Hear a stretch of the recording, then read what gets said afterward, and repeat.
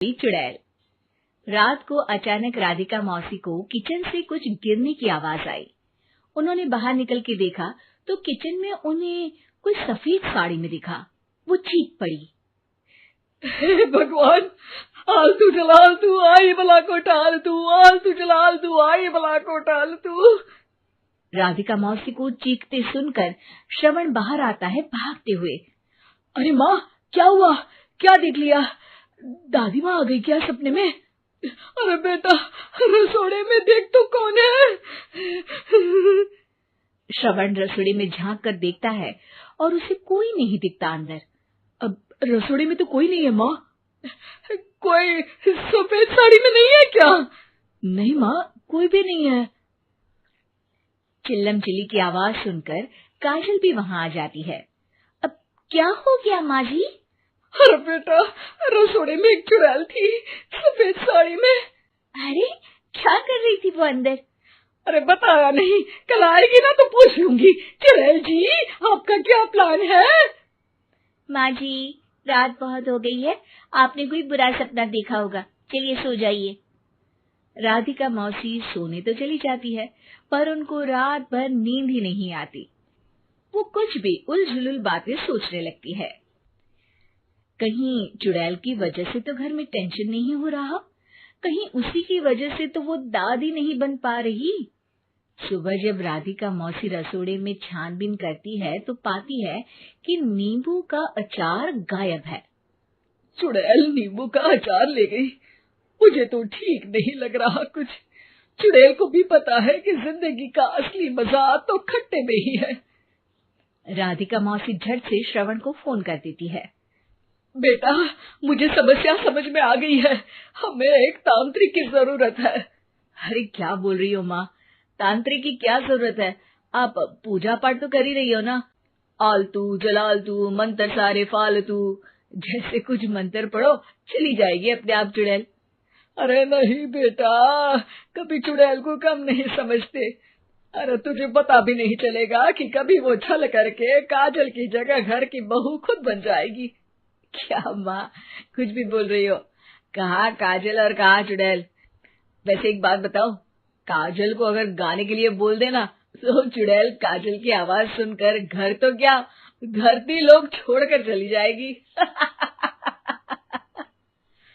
तुम ना पढ़े लिखे बच्चे हर चीज को मजाक समझते हो।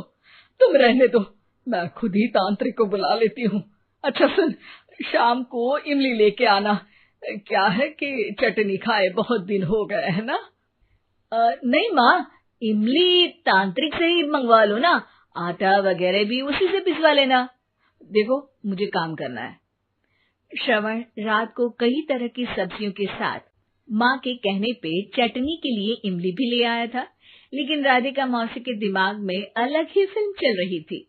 उन्हें अब सिर्फ शक ही नहीं यकीन होने लगा था कि शायद चुड़ैल ने श्रवण पर अपना जाल बिछा दिया था, जिस वजह से श्रवण उनकी बात ही नहीं मान रहा था।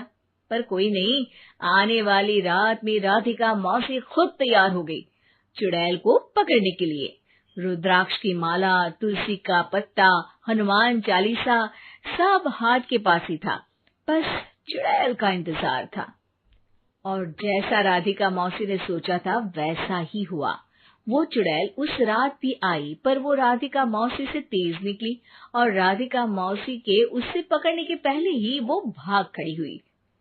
जरूर बहू पे साया है उस चुड़ैल का, तभी तो श्रवण के कमरे में गई है। और अगली सुबह राधिका मौसी पिछली रात हुए हमले में किन चीजों का नुकसान हुआ उसका हिसाब लगा रही थी।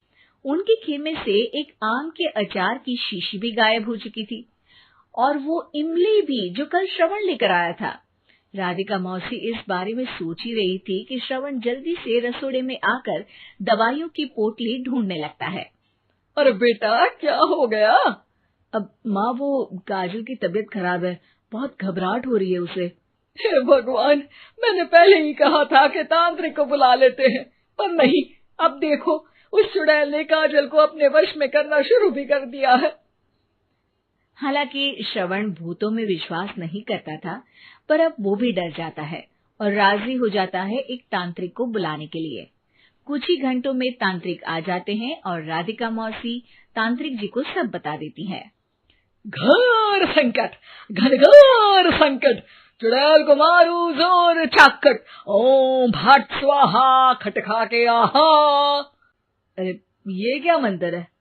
मेरे खुद के ओरिजिनल मंत्र है, कल रात को ही लिखे हैं, अच्छे लगे तो दाद चाहूंगा। एक और मंत्र सुनो, अर्ज किया है आब्राकडाब्रा, दिल्ली बम्बई आगरा, चंदा मामा सोवरले सुरन मामू जारा। ये मंत्र है? अरे कोई चालीसा वालीसा पढ़ो ना। वक्त कम है, 40 नहीं पड़ेंगे, 20-25 में काम चलाना पड़ेगा। अलग निरंजन जाके लंदन, मुफ्त का मंजान घिस मेरे नंदन। अरे जल्दी करो तांत्रिक जी, जल्दी करो। तांत्रिक अपने उल झलूल मंत्र पढ़ने लगता है। श्रवण को तांत्रिक पे शक होता है। वो अपने एक डॉक्टर दोस्त को कॉल कर देता है ताकि कोई अनहोनी हो तो इमरजेंसी में चीजें मैनेज हो जाए। तांत्रिक धुनी रमाता है, जिसकी वजह से कमरे में काफी धुआं हो जाता है और जिसकी वजह से बहू की घबराहट बढ़ जाती है। अब भागेगी चुड़ैल। हाँ। बहू खांसते हुए धुएं से बचने के लिए बाहर चली जाती है। अरे भाग रही है, भाग रही है। पीछे पीछे श्रवण भी जाता है। बहू एक सोफे पर बैठ जाती है। तभी डॉक्टर दोस्त आ जाते हैं और श्रवण को पानी लाने के लिए कहते हैं। थोड़े चेकअप के बाद डॉक्टर कहते हैं, मेरे हिसाब से जाप का काम पूरा हो गया है। क्या मतलब? अरे कुछ भी नहीं माँ, कोई चुड़ैल नहीं है, खुशखबरी है, अब दादी बनने वाली है। मगर वो सब अचार के डब्बे। श्रवण दोनों अचार के डब्बे अपनी माँ को दिखाता है, जो कि उनके बिस्तर के नीचे छुपे हुए थे। आपने सही बोला था माँ, वो चुड़ैल काजल ही थी जो खट्टा खा रही थी। हमें कल ही पता चला, पर हमने आपको ये तांत्रिक वाला काम करने दिया ताकि आपको भरोसा हो जाए कि भूत वगैरह कुछ होता ही नहीं। अच्छा अच्छा, ये तो बड़ी खुशी की बात है, पर बेटा मुझे एक झाड़ू तो ला दे। क्यों माँ? ये तांत्रिक का भूत उतारती हूँ मैं। अब तांत्रिक राधा मौसी के डर से घर से भाग निकलता है और राधा मौसी उसके पीछे भागती है। अरे संकट ये घनघोर है, तांत्रिक मुआ चोर है।